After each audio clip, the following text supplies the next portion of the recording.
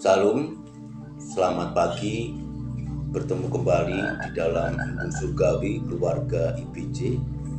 Pagi hari ini Bapak Saudara, kita akan merenungkan tentang pengajaran perumpamaan Yesus Kristus mengenai lalang dan gandum di dalam Matius 13 ayat 24 sampai 30. Namun sebelumnya kita akan berdoa terlebih dahulu. Bapak Surgawi, di dalam kuasa kasih Yesus Kristus, Juru Selamat kami yang hidup, Roh Kudus yang Kau utus menjadi penolong, penghibur dan kekuatan kami. Kami sangat menikmati rasa syukur atas anugerah yang Tuhan limpahkan hari ini.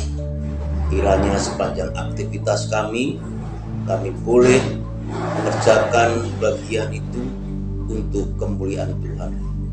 Apa yang kami lakukan, kami perbuat, kami kerjakan, itu bagian kami mendedikasikan hidup kami mempermuliakan Tuhan. Dan kami percayakan penyertaan Tuhan, pertolongan dan perlindungan Tuhan Yesus Kristus menyertai aktivitas kami hari ini.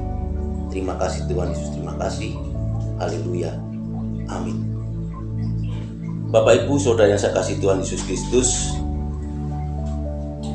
Indonesia sudah menikmati kemerdekaan sampai 78 tahun. Dan Indonesia pun pernah mengalami terpapar COVID di tahun 2019, 2021 dan telah menang. Dan sebagai umat Kristen pun kita mengalami itu, dan itu menjadi proses kemenangan buat kita. Tatkala waktu masa pandemi COVID itulah banyak beberapa keluarga mulai menyukai memelihara binatang, menanam tanaman, baik itu buah-buahan maupun tanaman hias, berkebun. Dan terkadang kita sadar, kita cermati, ketika kita menanam cabai, tomat, ataupun tanaman lainnya, muncul juga gulma, rumput, dan itu kadang membuat pandangan apa yang kita kerjakan tidak mengenakan. Mau kita cabut, ya itu biasa, memang harus kita cabut. Tapi kalau tidak, itu mengganggu pertumbuhan tanaman yang kita tanam, yang kita rawat. Di masa itulah Allah ingin membuktikan kasih-Nya, di mana kasih Allah itu tak berkesudahan, dan kita masih diberi waktu hingga sekarang ini, karena itu bagian seperti kita menanam apa yang kita harapkan tumbuh. Ketika nanam cabai, pasti rindu keluar cabai. Namun terkadang itu juga muncul rumput yang mengganggu. Demikian pula ketika Yesus mengajarkan tentang perumpamaan lalang dan gandum. Dan judul pagi hari ini pun saya memberi tema lalang dan gandum, di mana akan dipanen di masanya.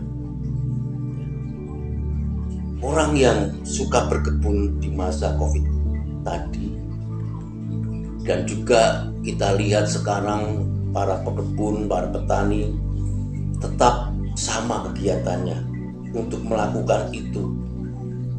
Tapi buat kita yang rumah-rumah tinggal biasa, berkebun kadang membuat kita gemas kalau ada sesuatu tanaman yang keluar bukan yang kita harapkan.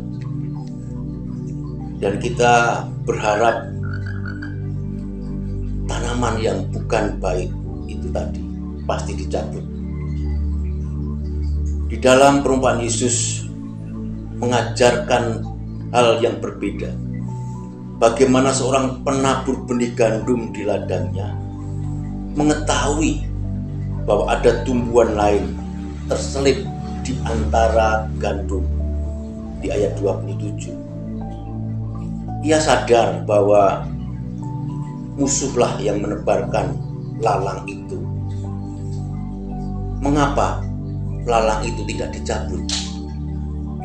Buat kita umat Kristen pasti bangga karena kita benar-benar kenal maksudnya Tuhan, supaya proses keimanan kita di mana gandum itu harus tumbuh, seiring lalang itu juga ternyata tumbuh, mengingatkan bahwa ada rancangan dan rencana Tuhan untuk kita sadar dan terus mengandalkan Tuhan. Komunitas orang beriman, gandum yang disebarkan itu terselip orang-orang yang tidak percaya dalam komunitas kita juga, dan kita wajib untuk mewaspadai, ikut mengamat-amati sekeliling kita, mencari siapa kiranya yang masuk di dalam golongan gandum maupun lalang, agar kita seturut rancangan Tuhan terus. Kita akan tahu siapa yang akan tetap dalam keselamatan maupun tidak. Tuhan hendak memproses gandum dan lalang. Dia akan memisahkan lalang dan gandum di masa panen. Lalang diberi kesempatan untuk hidup, diberi kesempatan untuk menikmati hidup. Tapi apakah dia bisa berubah menjadi gandum? Dilanjutkan dengan perumpamaan tentang ragi. Itulah cara kerja Tuhan, di mana ragi mampu mengubahkan adonan menjadi sebuah roti yang baik. Kiranya Allah yang memberi kesempatan anugerah buat kita, mampu kita pelihara iman yang Tuhan anugerahkan itu. Kesetiaanlah yang menjadi bukti kita menjadi gandum-gandum yang unggul. Masyarakat umum Jawa mengatakan, Bapak Ibu Saudara, coba pelajari tentang pohon pisang. Dia tidak akan mati sebelum bertunas dan mengeluarkan buah pisang yang matang. Itulah dedikasi, komitmen, kesungguhan atas kasih anugerah keselamatan yang mana kita hidupi dalam kesetiaan di dalam mengikuti Yesus Kristus. Kerajaan Allah ditetapkan bagi yang hidup imannya, yakini bahwa kita menjadi bulir-bulir gandum yang siap dituai, dan Allah sendiri nanti akan memisahkan mana lalang, mana gandum. Tuhan Yesus memberkati. Biarlah kita tetap menjadi gandum-gandum yang unggul. Terima kasih. Salam.